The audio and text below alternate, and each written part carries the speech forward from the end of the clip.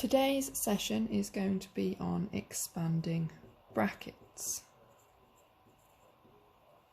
Again, this is a topic that you have probably covered to some degree before, but it is required for GCSE and we need to go over it for Key Stage 4, so that's what we're going to do today. Now, expanding brackets is where we have some term outside of the brackets and then usually some terms added or subtracted inside the brackets. Now this uses the distributive law, which we talked about the other day. So when I expand these brackets, I need to multiply, when it's addition or subtraction, I need to multiply everything inside the brackets by what is outside of the brackets. So I need to do A multiplied by B. The operation is preserved. And then A multiplied by C. Same thing for this one. A multiplied by B. The operation is preserved unless there was a negative in front of here.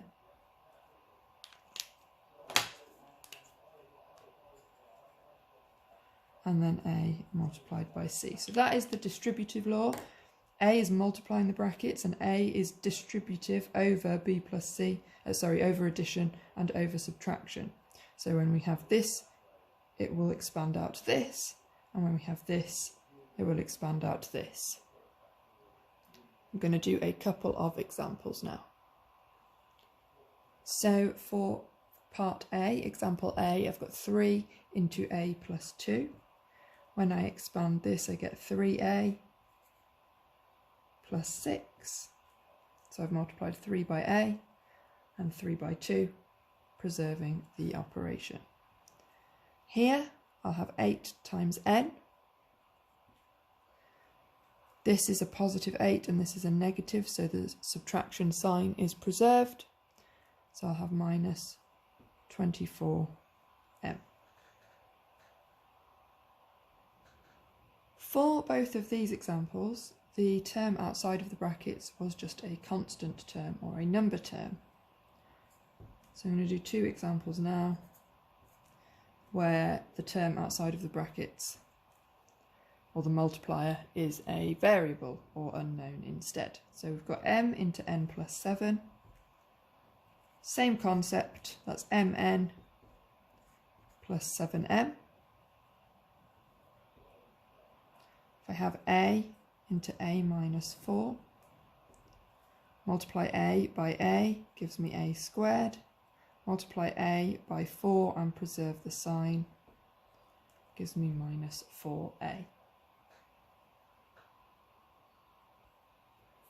Something that students often get wrong is, say we had an expression like this.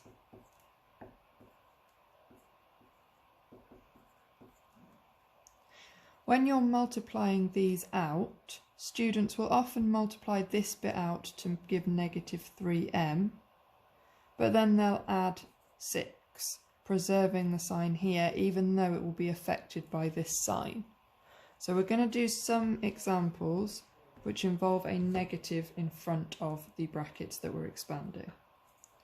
So if I had negative q plus 4, this is really the same as, and you don't need to write this bit down, but this is really the same as negative 1 multiplied by q plus 4. So we would have negative 1 times q, which is negative q. And then we would have negative 1 times positive 4. So we could either think about preserving the sign, so plus, and then 4 times negative 1 is negative 4. Or we could just go straight to saying that that's negative q minus 4. Another example, if we have negative 3 multiplied by 4 minus 2a, the negative 3 times the 4 gives negative 12. We can either say we're preserving this sign, but then we'd have negative 3 times 2a. Or we can say a negative multiplied by a negative makes a positive, so we'd have plus 6a. And we don't have to do this bit, but it's better to start with a positive term. So we have 6a minus 12. The examples I've done so far should be enough for you to have a go at the questions in exercise 1. I'm going to do an example now like the type I mentioned earlier, to show you what I mean about when you're expanding out and students forgetting to carry the negative sign through properly. So this will make more sense once I've written something down. If we have 3 into x plus 2 minus 5 into 2x plus 1. The first bracket is simple enough to multiply out. We'll have 3x plus 6. So I've multiplied 3 by x and 3 by 2. Here you've got two choices.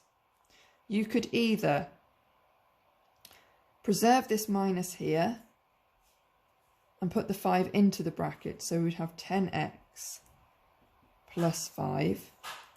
Then we need to expand the brackets out with this negative in front, so we'd have 3x plus 6 minus 10x minus 5, and that will give us negative 7x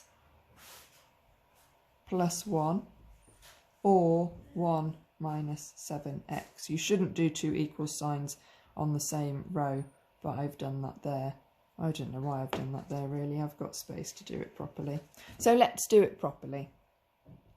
Give you negative 7x plus 1 or 1 minus 7x.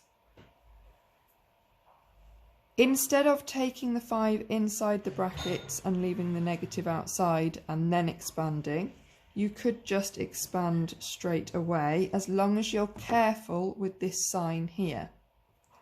Will still be 3x plus 6. Then it would be negative 5 times 2x, so minus 10x. And then negative 5 times 1, so minus 5. That's the important bit. Lots of students would make the mistake of doing plus 5 there. But that is only true if you still have brackets around it. So once you've got rid of the brackets, this negative needs to have multiplied both terms to give us negative 10x and negative 5. Then, when we add those together, we should still end up with negative 7x here and plus 1 here, and that turns into 1 minus 7x. That should be everything you need to have a go at exercise 2 as well. As always, if you get stuck or need any help, please leave me a comment on Show My Homework, and please also submit your work on Show My Homework before the end of the day.